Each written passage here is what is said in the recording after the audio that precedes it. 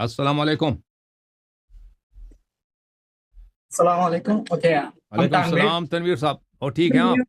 Your YouTube channel. Yes, I have some question because I'm confused. Also, I have lack of knowledge. I'm sorry for my English. Where are I'm you a calling Bengali. from? I belong. Bengali भाई, अच्छा जनाब, ठीक है भाई।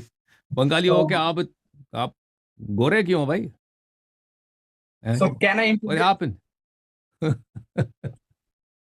रंग तो So can I बंगालियों जैसा introduce नहीं है भाई। myself? हैं जी? वो So Moin I Akhtar belong जब from a बंगाली Sunni बनता था country. तो फुल वो अपना कलर जो है चेंज करता था। या जी बिस्मिल्लाह करें, बोले। बोले बोले भाई। Okay. Say it, So go I'm ahead, from a please. Sunni country. Okay? Yeah, I'm from Sunni country Good. and from a neutral family. My family isn't very religious, but they pray Salat and follow halal things. They are less Okay. strict to the Islam or Islamic laws. So I was not very Islamic before and never tried to know Islam deeply. To be Mhm. honest, I believed in one God and also in prophets, but I only used to pray Friday prayers and Maghrib.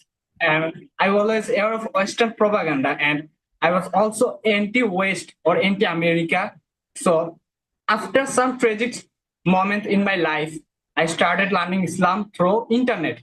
I never trusted the scholars of my country, the Sunni scholars, and also like international scholars. I thought they are biased or brainwashed.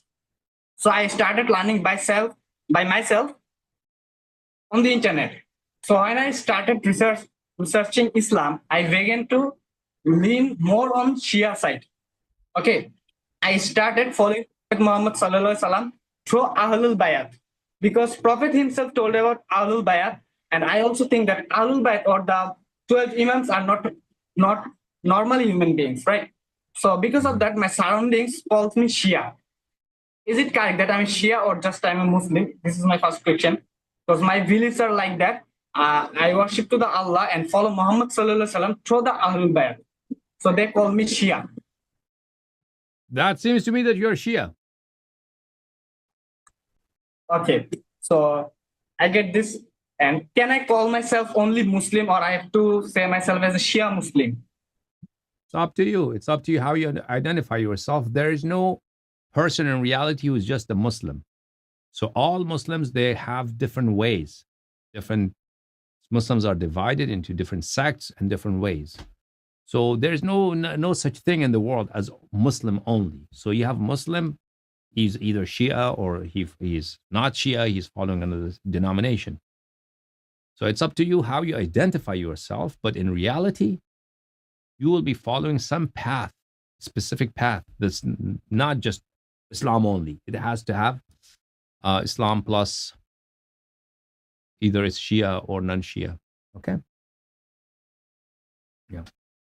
Okay, Okay. so Is that is it it? mandatory to? Yeah. Okay, I have another question. Is it mandatory to curse or send lanat on the Sahabis?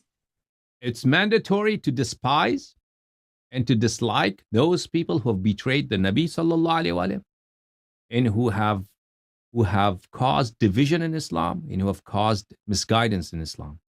That's mandatory. Okay, Okay? so I believe in more Shia hadith and hadith of 12 Imams.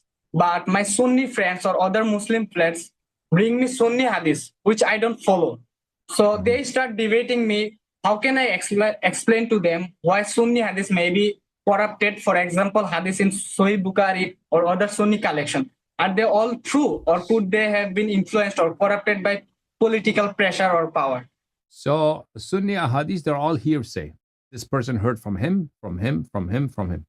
So anytime when you have several intermediaries that they have heard something from another person and that person has heard another person, so if you have several intermediaries, that thing becomes unreliable. It's not credible anymore.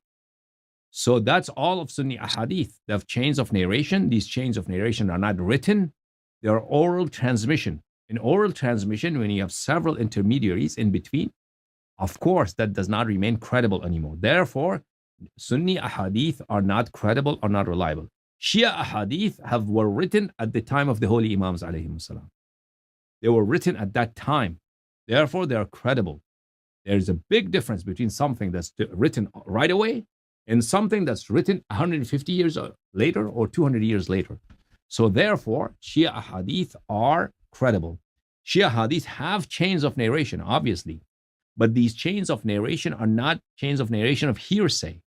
They are only permissions. They are ijazat. So the hadith was written at the time of Imam Ja'far al-Sadiq alayhi salam or Imam Muhammad al-Baqir alayhi salam. And Kulayni, he mentions his people who gave them ijazah. So if through ijazah of this person, he narrates directly from those books that were written in the times of the holy Imams alayhi salam. I hope I'm clear. You understand me? Okay. Okay. Thank you so much. Let me take the next caller, okay?